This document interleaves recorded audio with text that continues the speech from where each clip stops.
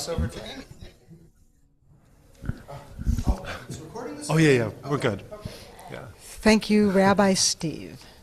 I am so thrilled to have Jimmy Tabor here. And many people have asked, how did I even hear of the Abraham Initiatives? And while the Abraham Initiatives really works on so many levels to connect Jewish Israelis and Palestinian Israelis. Hey, Jane, welcome. My introduction to the Abraham Initiatives was a little different. It was during COVID. And one of the civil society organizations that I'm connected with, and I don't even remember which one, said there's going to be Arabic lessons online for people who have some Hebrew experience. And I thought, oh, here I am, stuck at home, why not? And I did these Arabic lessons with my Arrow. She was a brilliant instructor. And during that process, I learned so much about the Abraham Initiatives because they go into the Jewish Israeli schools and they teach Arabic to the Jewish students. They have teachers that go into the Palestinian schools in Israel and teach Hebrew. They teach Arabic to the Israeli broadcasters so that they can interview people in their native language. And personally, I'm a real strong believer that if Israelis can learn Hebrew and Arabic on both sides, improving that communication is really what's going to make the difference in creating the shared society that I know the Abraham Initiatives is working to achieve. So Jimmy is the International Development Director for the Abraham Initiatives. He got in touch with me, thought that I was still living in the Bay Area. I said, no, we're in Cleveland now. So we made a plan, and here he is, and you can talk all about everything that I missed because it's so much more than language. And thank you, Jimmy. Thanks for being here. Awesome. Thank you so much, Amy. And thank you, Amy and Bob, for this amazing lunch we just had. It was awesome. I'm so appreciative for you guys to welcome me into your community. This is really amazing. I think that what I would say off the top, what I'm going to try and do today is give you a little bit of sense of what we do in Israel and sort of what our perspective is on the things that are happening, what we're doing to try and change that. And I want to make sure there's a lot of time for discussion as I'm talking. If you have questions or something doesn't make sense, just throw up your hand. We can be super informal here. But off the bat, I just want to acknowledge, we're a week into another war in Israel. I don't particularly have anything intelligent to say about the implications of this at this point. We're all feeling it. I'm, speaking to my colleagues in Israel. I'm here in the U.S. I'm sort of the international voice for the organization. But the rest of my colleagues are in Israel. This week, I haven't been able to get through a conversation without people going to the shelters. Both Jewish and Palestinian colleagues have there's limited access if there's shelters. Some people have shelters in their buildings, but if buildings were built before the 1990s, they don't necessarily have a shelter in their apartment. So I have folks that have, parents that don't have shelters, that are trying to figure out how to get people back and forth, and it's just, a horrible situation. And we'll talk more about this, but this issue is another area where sort of the fundamental gaps between how government resources are allocated plays out in Israel.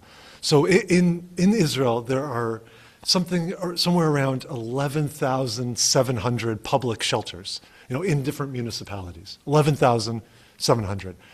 There are less than 40 shelters in Arab municipalities in Israel. So if you have a town like Ofakim in the Negev, where they have over 150 public shelters in their town, right next door there's a town called a Bedouin community called Rahat, which has significantly higher population. They only have 8 shelters. And so one of the things that we're very concerned about, and we can talk a little bit about as an organization, is how do we make sure that everyone is safe? So the Abraham Initiatives, we're an organization, as Amy said, we describe ourselves as a shared society organization. That means that we work inside of the Green Line in Israel, all with Israeli citizens, to try to create a situation where we have a fully equal, shared, and integrated society for all Israeli citizens, Jewish and Palestinian. And roughly 20% of Israeli citizens are Palestinian. And what we see is that there's been sort of persistent gaps in what people receive since the founding of the state between the two communities. And so for us, as I think many of us know, in Israel's founding document, the Declaration of Independence, it lays out these aspirational values around creating equality and full inclusion for everyone. And there's basic laws that have been passed around, balancing the tension between democracy and the Jewishness of the state. And so for us, we're a civil society organization like anywhere, where our job is really to close the gaps between the reality of society and the aspirational values. So we started all the way back in 1989. We were sort of the first organization that recognized that this issue is something that we needed to pay attention to. The organization really got its legs under us during the Oslo period. And the approach was very much initially of that time. Where, the idea at that time was the way to go about this type of change was something called the contact theory of coexistence, right? So the idea was if you can bring people together across difference to see each other's common humanity, that those relationships will kind of spin out into broader society and lead to peace and justice and equality and all the things that we value. What we found is that really wasn't sufficient. The Second Intifada happened. The field really fell apart. All those relationships severed, and we were kind of back to square one. And so as an organization, we made a dramatic shift in the way that we go about our work. For us, it was critically important in order to achieve the type of society we want, that it can't just be based on individual relationships. So when we think about building a shared society in Israel, we really think about three different levels. The first is the quality of the relationships between people. And in Israel, in Israeli society, people are living and working in closer proximity now than they ever have before. In the last 15 years, more people are in the workforce, more communities are becoming mixed. And so it's critically important that we pay attention to the quality of those interactions, because every single meeting point is an opportunity towards the type of society we want to build, but also, and especially in the past few years, each one is a potential point of friction and conflict, right? So the quality of the relationships is important. But in addition to that, sort of the second level is you need to figure out what's the relationship between individuals and the state, right? Between individuals and the government, or in a company or organization, between workers and management. If you're in a building, if you're in a co-op, between the residents and the group that's managing it.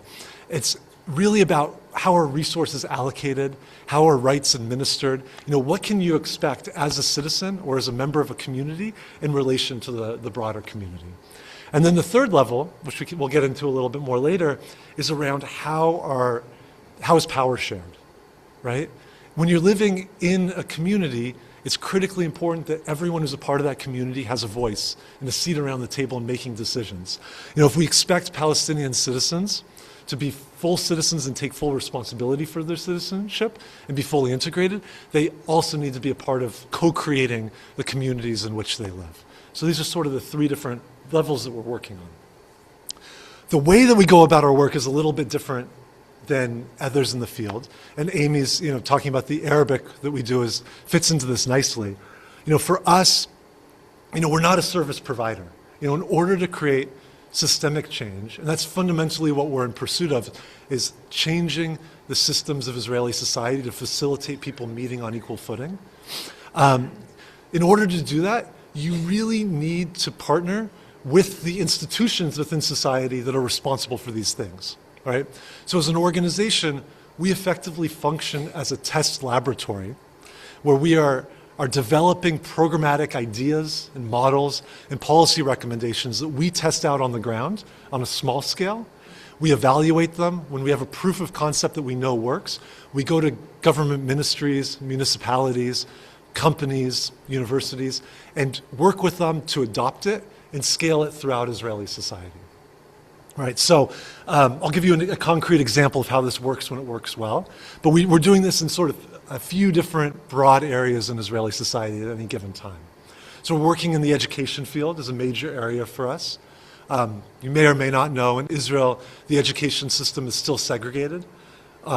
With very few exceptions, Jewish and Arab children do not study together. They don't really meet each other until university. So the segregation in the education system is something that we're working to try and erode. We work around how government services are delivered. Anywhere government services are delivered, there's significant gaps. And for us right now, the primary gap that we're focused on is life-saving services, policing services, fire services, especially in the last week or the last 2.5 years, access to shelters, sirens, all of these sorts of things. Right now in Arab society in Israel, there's a crisis of crime and violence inside Arab society, internal violence, where if Arab citizens are 20% of the population, over 80% of the murder victims are Arab. And it comes from a problem with organized crime and how it relates to policing and these sorts of things. We also focus on mixed cities and mixed regions. What does it mean to live in a mixed community? Most people, where they live is segregated also. So what does it mean where there are these places that people are coming together? And then the last, which we'll talk a little bit towards the end, is around elections. Israel's in an election year this year. We believe, as I said, in order for Israeli society to reach its full potential, we need to push for maximum democratic participation among all sectors of Israeli society, including the Palestinian citizens, and encourage political, joint political leadership, like relationship building and cooperation between the representatives of the different communities. So that's very broadly what we do. I'm going to give one concrete example of how this cycle works, start to finish, and then I think I'll talk a little bit about our experience post October 7th, and also about the elections. Then we can kind of follow wherever folks are interested. So an example of how our model works that I'll give comes from the education field. Many of the models that we're looking to bring to Israel we're adapting from other places that have similar social problems that have found solutions that show promise. So in the education field, about 8 or 9 years ago, we started asking the question, Israel's education system segregated. We in the field, we know what the answer is. I know Hand in Hand was here in Cleveland recently.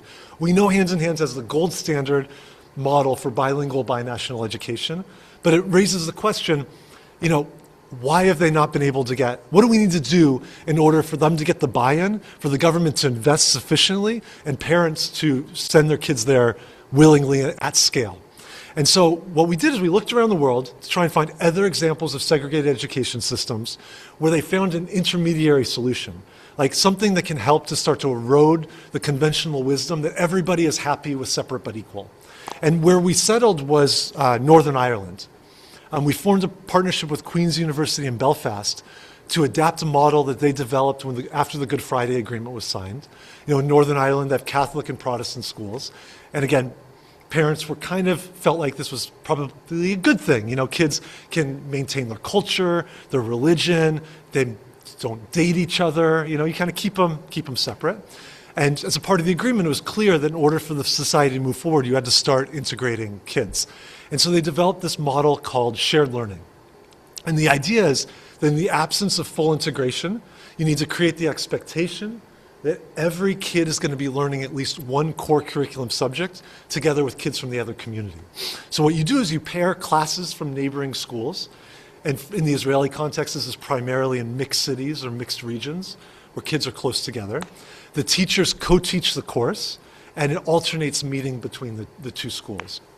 And in Northern Ireland, they were focused primarily on classes that had heavy infrastructure, like you need a science lab so you can bring kids together around that, or athletic facilities. But in the Israeli context, we focused on English as a subject that sort of equally disadvantages both sets of kids. Because if you do a different subject, what you end up happening is that the Jewish kids' Arabic is much weaker than the Arab kids' Hebrew, and so the class sort of automatically flips into Hebrew. This is a problem that Amy identified, and you have the kids that are coming from a stronger background in their native language, and sort of the Arab kids were doubly disadvantaged. So English was perfect.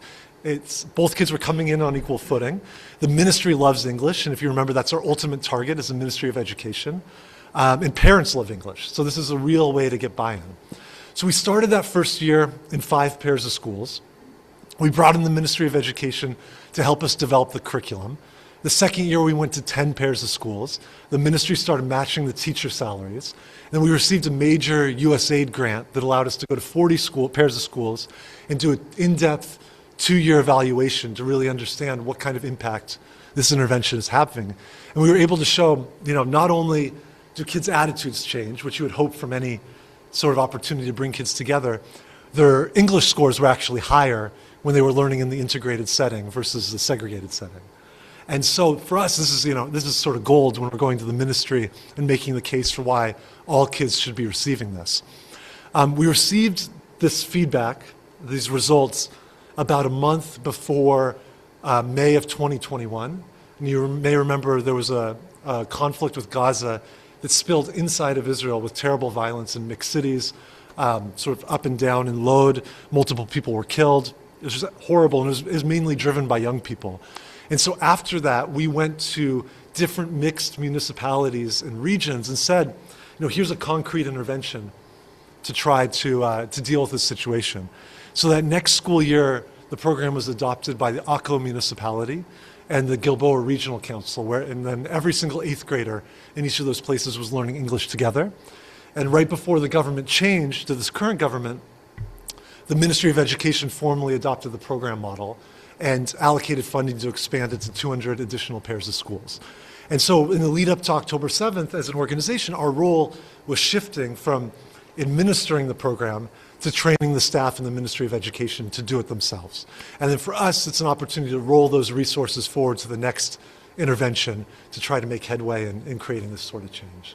So at any given moment in the organization, we sort of have somewhere between 8 and 12 different projects in these different areas in various stages of development, trying to create this broad systemic change in Israeli society. So I guess I've kind of have to, or we're in this moment, talk about the experience after October 7th, because it colors everything that we do in Israel and for all of us here in the community here. October 7th was deeply, deeply traumatic for us as an organization, both on like an individual level, an organizational level, and in the work we're trying to do within Israeli society. Our organization is a fully integrated organization. In Israel, we have co-CEOs, Jewish and Palestinian. The projects are co-led all the way up and down. And what we're essentially trying to do on a micro level inside the organization is build and model the type of society we're trying to build externally. And so when things happen in Israeli society as a whole, like we feel it maybe more acutely inside because of the proximity between the staff and the experiences people are having. So on an organizational level, October 7th was deeply traumatizing, as I said. We had, staff, there's a staff member on my team who has 4 kids in the military, 2 of them's in the special forces, and one of her kids, Jeep was blown up 6 weeks into the war, and the kid next to him was killed. And this is happening at the same time as our co-CEO, his mother's family in 1948 was pushed into Gaza, and by that time he had already lost 36 family members. And we were experiencing this all the way up and down the organization. People were coming into work with this deep pain that in some ways was overlapping, and in some ways was in opposition to each other, and it was very difficult to keep people in relationship. For me, and we talk about this all the time in the American Jewish community of like, how do I talk to my parents or my grandparents? And there's all this discord around Israel. Like the main takeaway I had from the October 7th experience with my colleagues was the deep value in figuring out how to stay in relationship with each other, like across like terrible pain and difference in experience and all of that. It really, I was telling Amy this last night, one of the things that was really interesting after October 7th, and I guess it's maybe not unusual when people are undergoing this type of trauma, but empathy became essentially a currency, right? People were very reluctant to express any type of empathy from someone from the other community, despite the pre-existing relationship they had, unless they were 100% sure that they were going to be getting this back, right? And there was this further dynamic where, typically in an organization like ours, there's a few shared organizations in Israel, for like in normal times, whatever that means in our context, It's for the Palestinian staff, they're taking a little bit of a risk by working in the organization, right? It's not necessarily in their communities and in their families the consensus thing to do. But for Jews, it's usually much easier, right? It's like it's a nice thing, it's a soft thing, it's a values-based thing. You're kind of going and you're helping and trying to make society better. When October 7th happened, immediately it became really difficult for the Jews, right? For the first time, they were in this position where it wasn't obvious that they should be there, and a lot of folks kind of looked up and they're like, "Wow, there's this real tension between these values that I'm coming into work with and this horrible experience that we as a community have had." And then for the Palestinian staff, about a week later when the war started, it also became incredibly difficult for them to be there. So I think a lot about how, at that time we had a Hebrew language spokesperson and Arabic language spokesperson, Moran and Yaqub, who worked hand in glove, extremely close. And I remember a couple months after the October 7th and the war started, Moran was telling me about how, at this point, a couple months in, she said, it's the first time that I could bring myself to ask Yaqub how his family was doing, right? I know that they were in pain, and I've known this guy for years, and I just couldn't get past what I was experiencing to be able to take that step. And so for us as an organization, internally, we really embarked on a deep process of it took about 4 to 5 months of just bringing people together over and over again and creating space for people to share. And you have to remember, in the broader context in Israel, for Palestinian citizens, there was this feeling that they couldn't speak up at that time. There was a series of arrests for people that had posted things on Facebook or made comments that expressed empathy for what was happening in Gaza, and people felt really shut down. And so it was this process over and over again of bringing people together and creating space for them to try to talk about what this experience meant to them in order to get past it. So all of this is happening in the organization, and this experience has, and we can talk about if people are interested, is really shaped the way work that we're doing in broader, for other organizations in Israeli society, especially in the healthcare field right now, where healthcare has been traditionally a space of a point of pride in the coexistence sphere. 40% of the employees in the healthcare field are Arab, but they also struggle deeply. So we're trying to take these learnings more broadly. But while all this is going on, there was immediately, when October 7th happened, a panic in our sector that there would be a repeat of the violence that happened in May of 21. There's sort of a routine that when there's a war with Gaza, it goes to the north, there's conflict in Jerusalem, and there's the fear that it eventually spills over inside Israel in the mixed cities and mixed regions, as I said, where all these people are coming together over and over and over again, each and every day. And so, as an organization, we knew that we needed to act. We called a Zoom meeting for that evening, for the evening of October 7th at 9 o'clock. And the idea was we wanted to bring together others, activists and peer organizations around this question of, is violence inevitable? Is there something we can do to intervene? And we had on the shelf a program model that we had developed after May of 2021. Our current co-CEO, Palestinian co-CEO, her name's Shahira Shalabi, and in May of 2021, she was the deputy mayor in Haifa. And Haifa was one of these communities that really, it was right on the edge. There was about a week where there was terrible conflict, and it felt like it could have spilled over, but they kind of brought it back from the brink. So after May of 21, we did a study with the Haifa municipality and University of Haifa to really understand, what infrastructure-wise was in place, what was put into action to pull things back, and is it something that we could learn from and move it, roll out when there's similar issues in the future. And what we came upon is this model where, in Haifa, what they had is they had this network of neighborhood-level activists, Jews and Arabs in their own communities, that were calling in every time they saw a point of friction. They were calling into to Shahira as deputy mayor, saying, okay, in this neighborhood, a bus of settlers has come in. It looks like it could be trouble. she was working with the mayor to flood emergency resources to those points of friction to diffuse them before they started to really get out of control. And so we took this off the shelf, and into that meeting, 9 o'clock on October 7th, we'd invited a couple dozen activists and peer organizations. We signed on, there were over 230 people were on the Zoom. And we were able that evening to form a partnership with two other organizations, Givat Haviva and the Tzedek Centers, other shared society organizations. And then with funding from UJ Federation of New York in their first round of emergency funding, hire 11 coordinators in different mixed cities and regions in Israel to start to build these network of activists and build the relationships with the municipalities in order to prevent violence. And, there were a lot of reasons that there wasn't violence after, inside of Israel. But from my perspective, this was one of these key interventions of like really activating people around the idea that even though, as we experienced in the organization, like each of our communities is coming with pain that's deep but different, like there was an understanding that everyone's safety was tied up with each other. And so figuring out how to come together, not necessarily around a narrative or a common experience, but a common vision for what you wanted for your community in this time of crisis was extremely, extremely powerful. So that's sort of our experience with October 7th.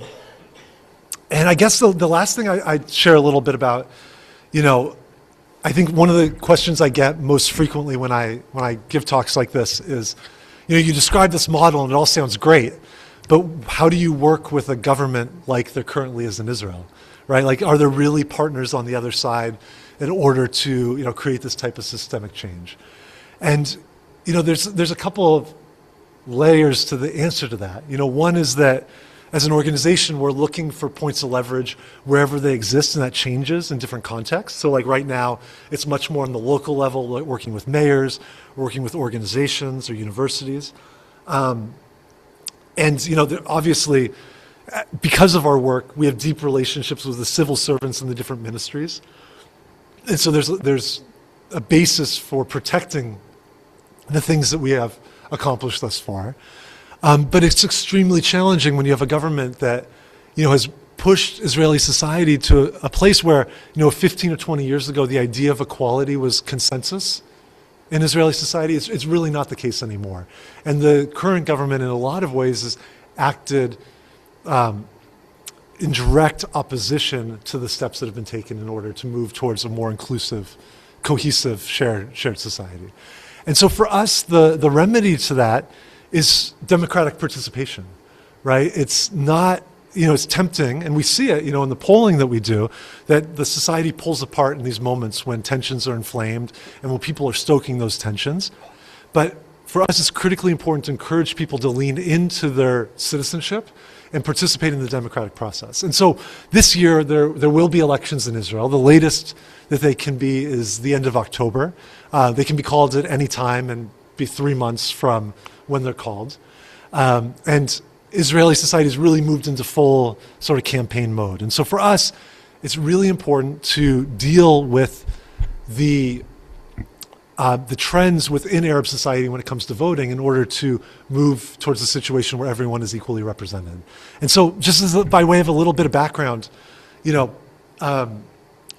know, and I think all of us in this room know from our own experience with politics, that people vote when they feel like their vote will make a real difference in their lives, right? There's no reason to vote if it has no impact on your material reality, right?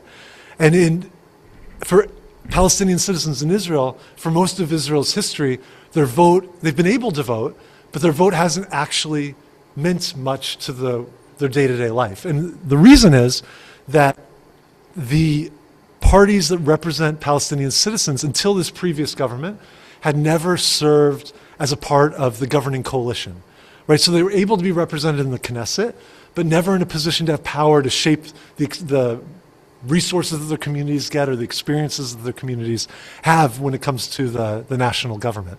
And so for a lot of, Palestinian citizens, the feeling had been, it doesn't matter if we have 5, 10, 15, 30 seats in the Knesset. If we're sitting in the opposition, it doesn't really matter. Thank you. I appreciate it. And for the Arab political parties, this was not necessarily uncomfortable for them. It's much easier to be in the opposition, especially when the issues that you would have to deal with as a part of the governing coalition can be really thorny, right? Issues of peace and war and all of these sorts of things. But there's been a real transformation within the politics of Arab society over the last, 5-6 years. So the previous government included a party representing, was the Islamic Party, which is a little counterintuitive.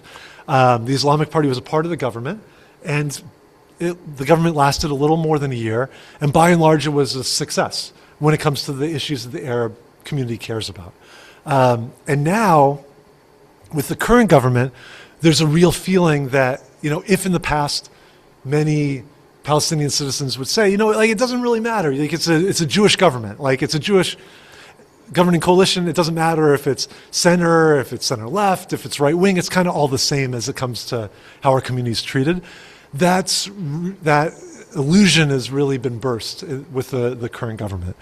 You have a situation now in the way that the government's been acting where things like, the Minister of Finance, Bezalel Smotrich, as a part of the budget cuts related to the war, he said very explicitly, we need to save money for the war effort, so we're going to cut municipal budgets. If you're a Jewish municipality, we're cutting 5% of your budget, and if you're an Arab municipality, we're cutting 15% of your budget, right? So it's a situation where people see, their trash isn't getting collected. In Nazareth, they're burning trash on the streets because they're not receiving the basic government services that they're due.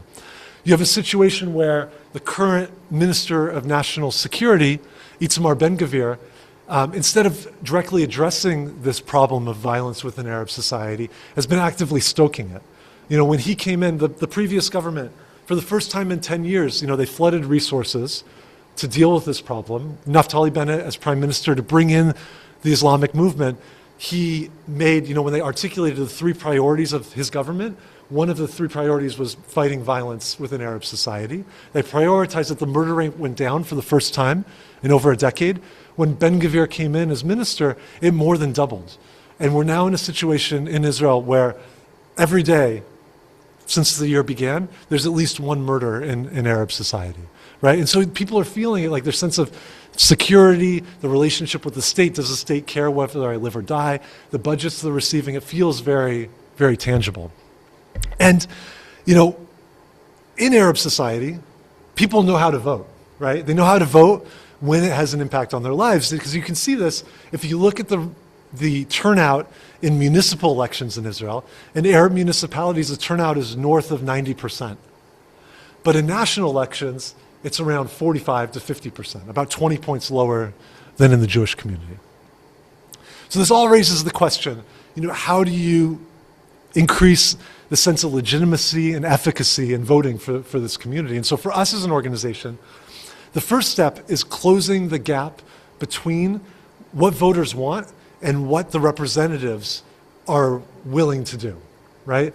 So for a long time, the representatives in Arab politics have not necessarily been in the same place of where their constituents are, and especially now. So last spring, we ran an in-depth poll of Arab voters and found a few really interesting things.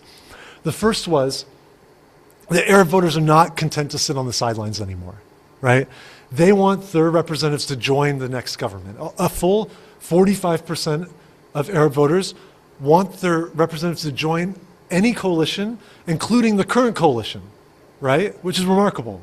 Another 33% said join a center-left coalition, and then another 12% said support it from the outside. Don't join the coalition, but support the government so you can get something from it. Sort of the way that it was when Rabin was prime minister. So that's 89% want the representatives to engage in a constructive way. The second thing that we found that was significant is that they want the representatives to work together. Like there's 4 parties in Arab society. In the last election, one of these parties ran separately. The Balad party, it's a nationalist party. They didn't receive enough votes to cross the threshold to receive representation. It was kind of a foregone conclusion that they wouldn't. But they ended up wasting 130,000 votes. And so you have a situation between that and, the Meretz party also did not cross the threshold in the last government. The current government was elected with a significant minority of the votes cast in the last election. And so Arab voters want the parties to run together in something called a joint list, where all four parties, and it's a big ask, right? Because you have the Islamic movement, you have a party that's based in the Communist Party, you have nationalists, but asking them all to come together, to run together. This is something that their voters want. The last time that this happened, the Arab joint list was the third largest party in the Knesset. And there's a feeling for the voters that, well, you can actually get something done if you have the third largest party in the Knesset. And so, again, this was nearly 90% of voters want them to run together. So the reason we ran this poll is not just to be able to say that this is the fact. We released this publicly and met with the different political parties. And it was interesting because they were not particularly happy about this. I think because it sort of pushed them out of their comfort zone. But we're in a situation now where they started conversations about working together. And there was a major rally against violence in the Arab community in Sakhnin last month. Over 50,000 people came out. And in the aftermath of that, the parties, there was a meeting immediately after that. The parties signed an agreement that they would run together in the next election.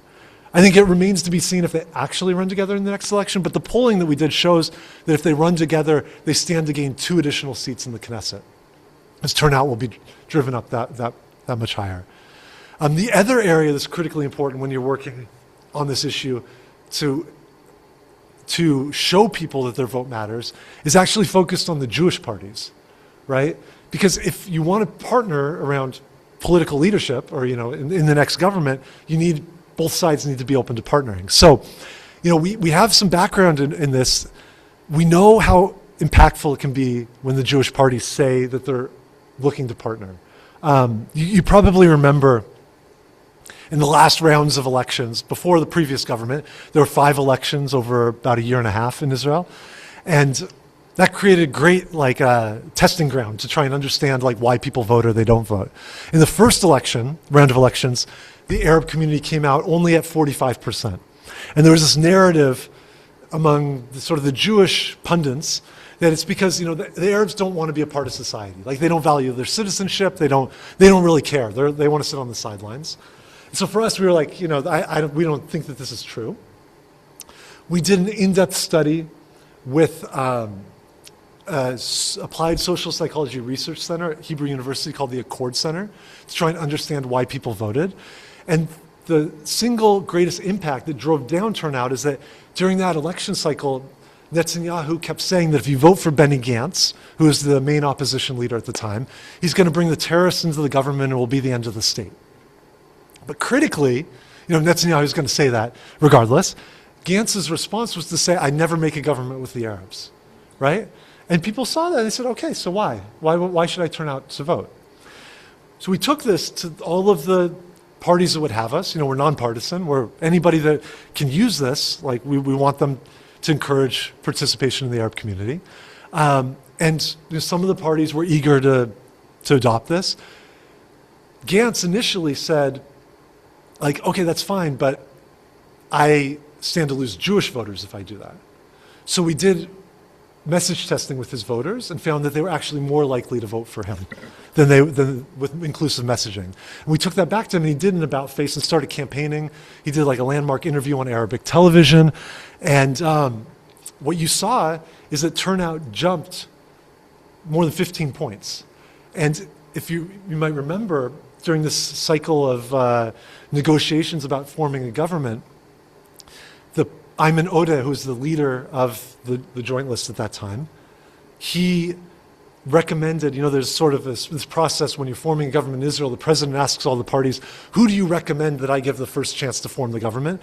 The Arab parties had sat out of that process since Rabin, but Ayman Odeh recommended Gantz for prime minister. It was the first time that this has happened in, more than 2 decades. And it looked like we were moving towards a government that included both communities. At the last minute, Gantz sort of backtracked and tried to form a government with Netanyahu.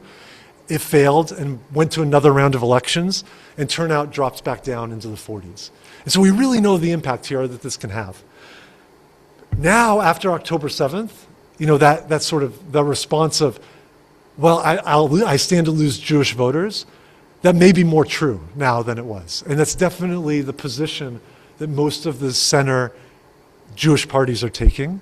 Yair Golan, who's the head of the merger of Meretz and Labor, he's the only one who's really coming out and saying, like, we need to form a government together. So it raises the question, do you throw up your hands and you walk away? Or do you find other ways to validate, to show the Arab community that their vote can make a difference? And so for us, the focus has really been working with these parties to understand, how do you message around issues of violence in Arab society? Right? How do you show that you actually care that people are dying and that your government is going to take this seriously and do something different in the next elections? And so we're slowly making headway there. There is like a feeling in Israeli society, that even though many of these party leaders are saying we won't make a government with the Arabs, that's what they're saying until the day after the votes are cast. And then when it becomes clear, because the polling, with a major caveat, I don't think any of us know the situation after this, since this war has started, but the polling was showing that the opposition would not be able to make a government without the support of at least one of the Arab parties. So the question is like, how do we continue to reinforce the efficacy of voting to set the stage for a next government that's representative of all Israeli citizens? So that was a lot of me speaking at you. I hope it was interesting, and I'd love to dig into whatever feels most interesting to folks.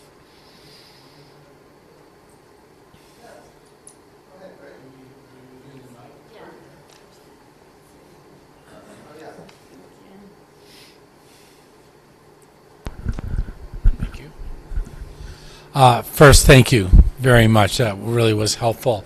When Abraham Initiative started, there may have been some other shared society organizations, but not as many as we see now have come into it. So can you just talk a little bit about like something like Omdim B'Yachad, standing together? Yeah. How do you now relate to those organizations? And then my second question is for solutions.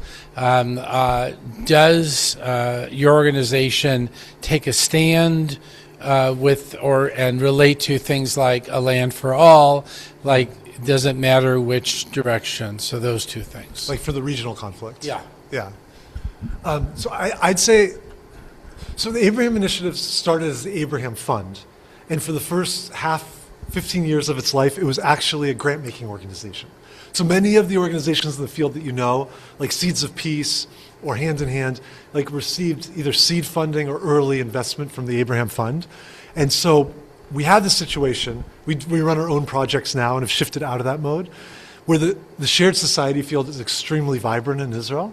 And part of that also is because, around our value set in Israel, shared society in the last couple of decades has been one of the areas where there's been real concrete progress being made. There is space within Israeli society to do these sorts of things. The field is, I would say, better organized and more cooperative than most of the other sectors in civil society in Israel. I described our theory of change, which is very particular, and it's complemented by the theory of change of these other organizations, right? Like Standing Together is a fantastic example. Direct action. They're moving towards being involved in politics. They've run candidates at the local level, maybe moving towards a joint political party. Like, that's critically important. Or something like Giva Chaviva, which is has very deeply rooted educational programs in a campus, and they bring people together. Neve Shalom, like all these organizations have sort of their own approach. In virtually every project that any of us does, we bring on partners from other organizations, either within the shared society field or beyond, in order to provide that specific expertise. I'll just give one concrete example. For us, the political work is not just on a national level. Before the last municipal elections, we ran a project that was designed to recruit and train Jewish and Arab women in mixed cities to run for city council. Right? But for us, we have expertise in those communities, but we brought on an organization called We Power, which does training for potential candidates, but they've not necessarily have as much experience in the mixed cities and with the Arab community. And so we're looking for opportunities to bring each other in as best we can in different ways. As an organization, you'll see in our mission that we are in favor of two states. The reason for that is that, we believe that, the only way that you can expect Palestinian citizens of Israel to accept Israel as a Jewish homeland is if there's also a place where their national aspirations are being realized, right? And so for us, we believe the two-state solution is still the most realistic, viable way forward long term. And for us, it's less like, we're not advocating of, like the Oslo framework or, confederation model. Like we're, I think, heavily invested in whatever is gaining the most traction. I have colleagues who, are founders of Land for All or on the board of Land for All, and like people are involved in different ways. Virtually all of my colleagues are organizing with Standing Together, so we're very much favorable to that. Something I would say about the broader conflict is, our work is not directly prescribing solutions.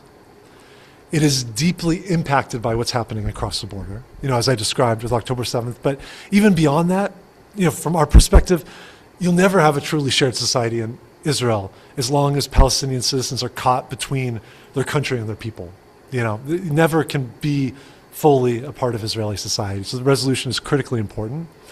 We view our role essentially as carving out islands of sanity where we can demonstrate to people on the ground that our two people are not fated to kill each other forever, right?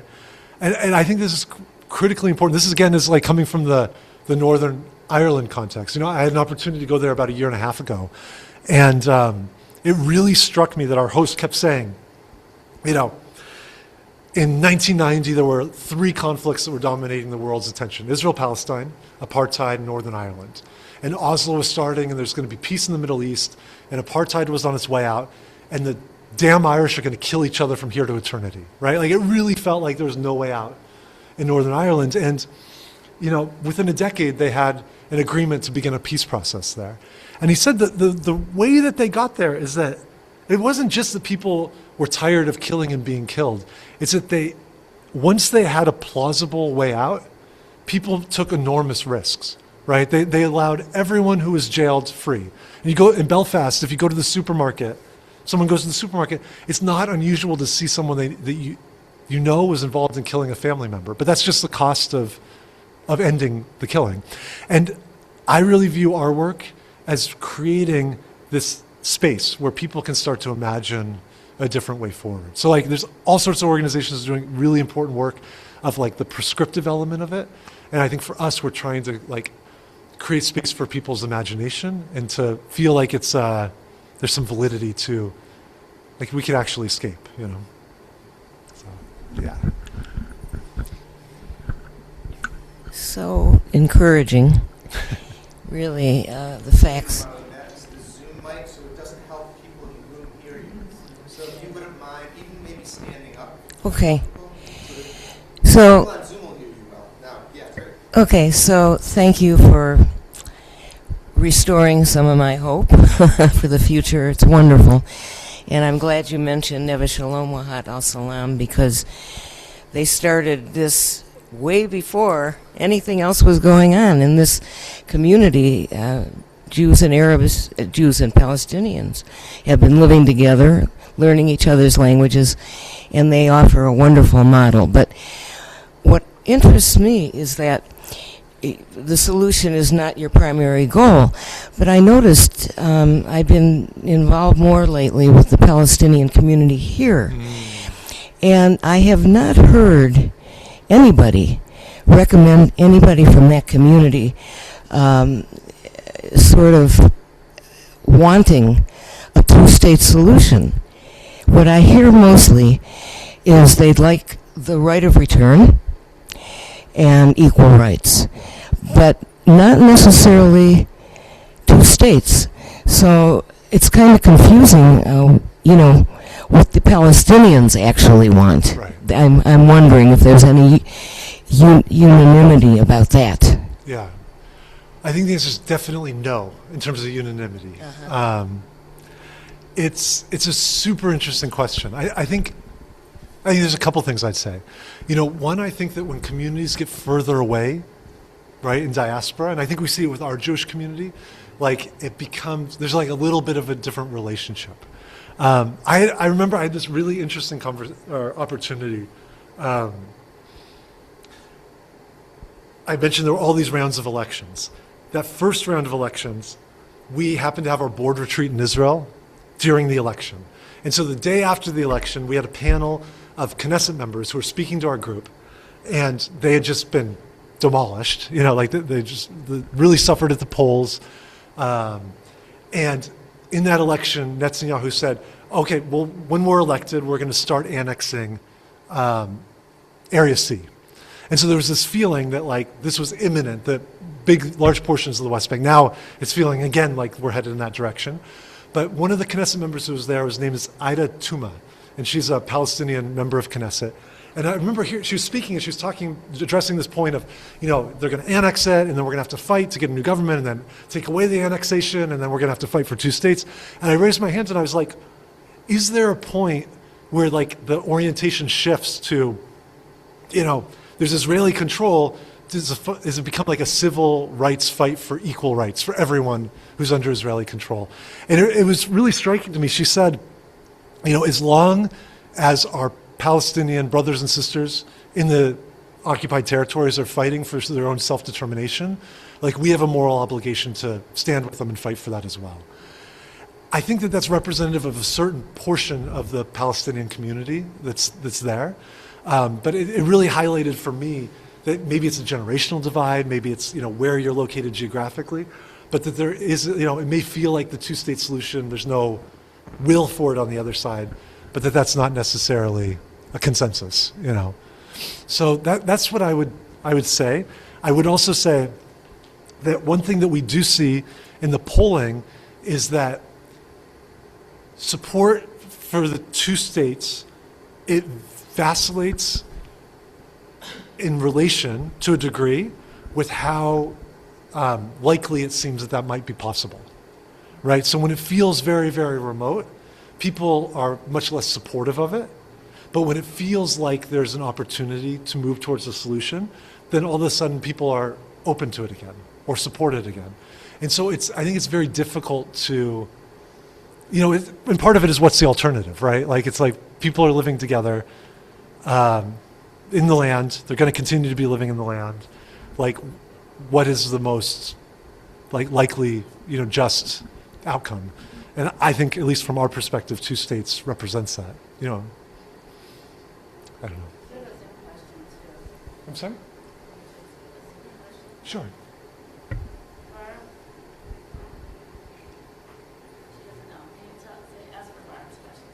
Can we have Barb's question, please? Barb, you're muted. Sure. Didn't hear. I could hear something. What? Can you hear me? Yes, we got you. I'm not coming up as okay. My daughter-in-law grew up in Sde Avraham, and her parents now live in Avshalom, which is part of the Ashkol region. She went to high school at Ein HaBasar and near Be'eri and Re'im of infamy now, and they now live in Givatayim. Now, what you're talking about outreach in schools in areas where there are both Jews and Arabs, but in Givatayim, it's only Jews. Yeah. And that's true of most of Tel Aviv. What kind of outreach are you doing in the schools in those areas? Yeah, it's a really good question. You know, for us as an organization, I gave the example of shared learning, but the priority is how do you create an interlocking system of interventions throughout the educational experience for kids in these different contexts. So before shared learning, the program that we ran sort of through the cycle and was adopted by the Ministry of Education, Amy mentioned it, it's called Yasalam, and it was training or placing really Arab teachers to teach spoken Arabic in the Jewish schools, right? So creating opportunity for kids that are going to school in areas where there isn't really any exposure to the other community. Really a teacher, you know, someone in a position of authority from the other community that they can, you know, learn from and meet. After October 7th, the focus in the educational field has really shifted to dealing with skyrocketing rates of racism, xenophobia, hatred. in the Jewish community and alienation in the Arab community. And so we've been working with providing support for teachers to understand, you may be in a Jewish school, but you're having kids come in that are having things to say about the other community. And like, how do you manage that? So we've been doing a lot of work with teachers in that context. One thing that we know, and I think this maybe underlying what you're saying, is we know how important these interventions are. We ran a big study or poll the spring after October 7th to understand where students and teachers were. And the rates of, hatred was what the questions were driving at, were off the charts. But we saw that those that had had some exposure to this type of intervention, the level of hatred was about a quarter of kids that hadn't had this opportunity. And so I think it's critically important that we're finding, it's like a yes and response. It's like, what can we do to reach as many kids as quickly as possible? Especially because we know that in Israel, unlike most, Western democracies, young people are much more right-wing than they are, than older people are. And so like this type of intervention is really important. And so, I didn't really get into this, but one of the things that we're doing in addition to sort of the proactive work around democratic participation is that, I think we all feel this here in the U.S. with what the Heritage Foundation's been doing. It's like, it feels like the right wing is very well prepared when they come into power. They have like a whole set of programs and policies and things that they roll out very quickly. So there's a lot of work that's being done right now in Israel to prepare that when we have a more favorable government and, the civil servants that we work with in the education ministry don't have the type of sort of political stranglehold, what could we have to give them to roll out very quickly? And so there's an organization called Bonim Mechadash that's doing a lot of this work, and right now we're working with them around the education field. The Ministry of Education in the last decade actually has created a specific unit to deal with the idea of shared education, and so we're working closely to make sure that they're equipped to roll this out in a serious way. But it's an important question. Thank you.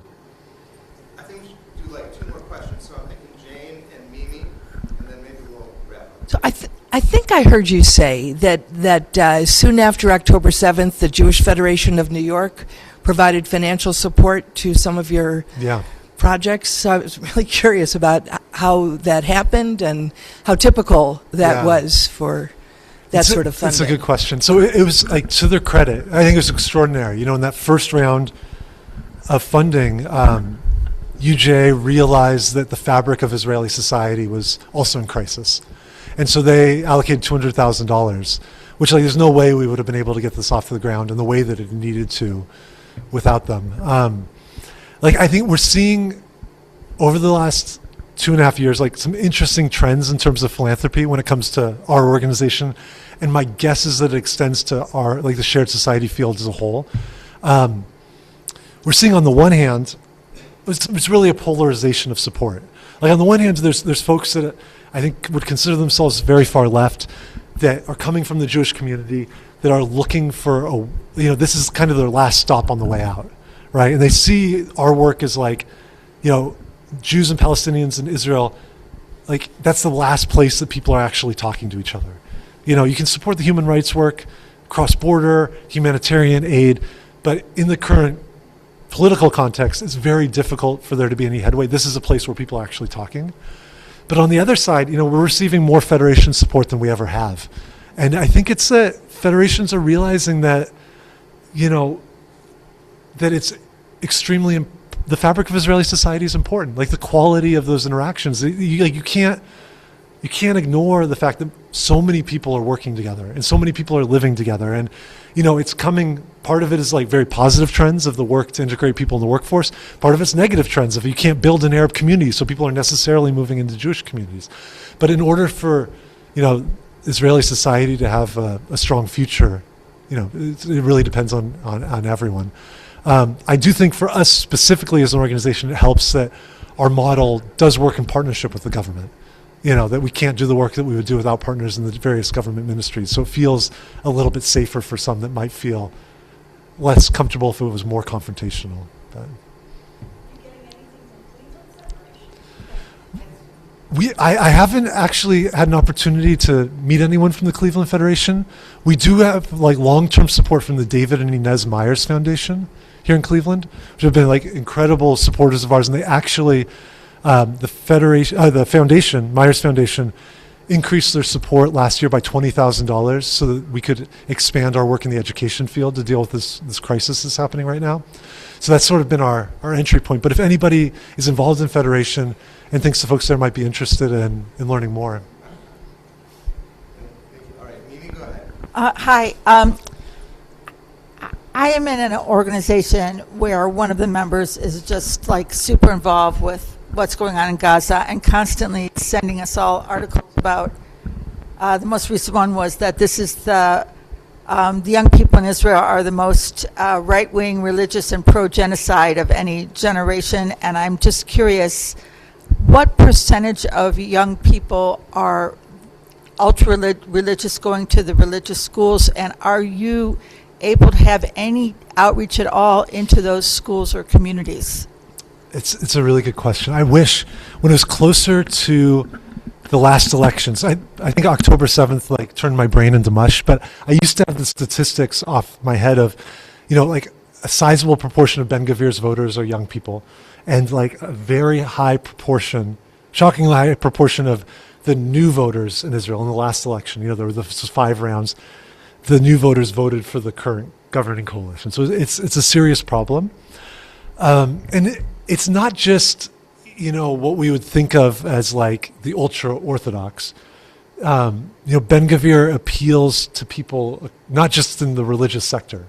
It sort of is across the board. And so I would say that to start. From our organization's perspective, in order to deal with this phenomena, you can't deal with it on an individual basis, right? You can't rely, for example, on parents deciding to send their kids to Hand in Hand, or deciding that if their kid's going to play soccer, they're going to do it after school with Arab kids, right? If it's a Jewish family. What you need to do is create a context in Israeli society that necessitates that people meet each other, right? So for example, when the municipality of Akko adopted the shared learning model, there were several teachers that came out and they said, whoa, what are we doing? Like, there's just this violence, like shops got burned by young people. Like, we can't do this with them, We're not ready for it. It's always, we're not ready for it.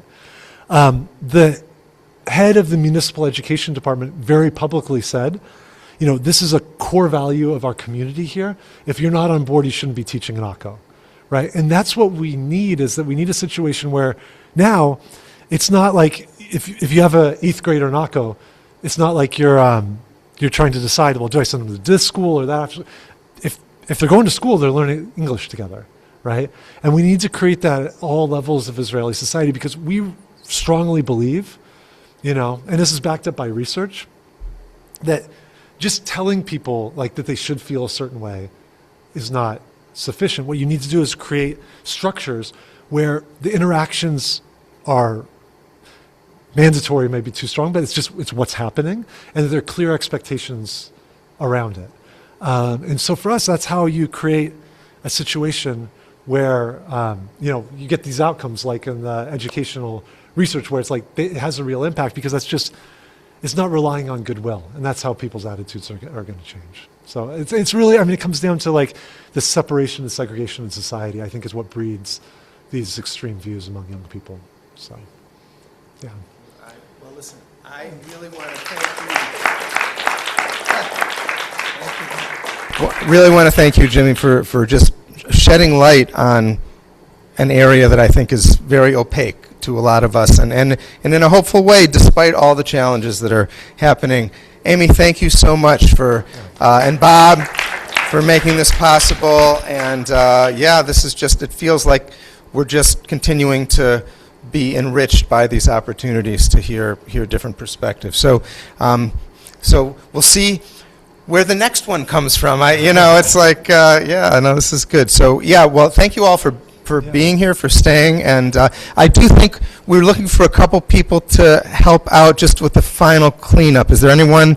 I'm going to be one of those people, but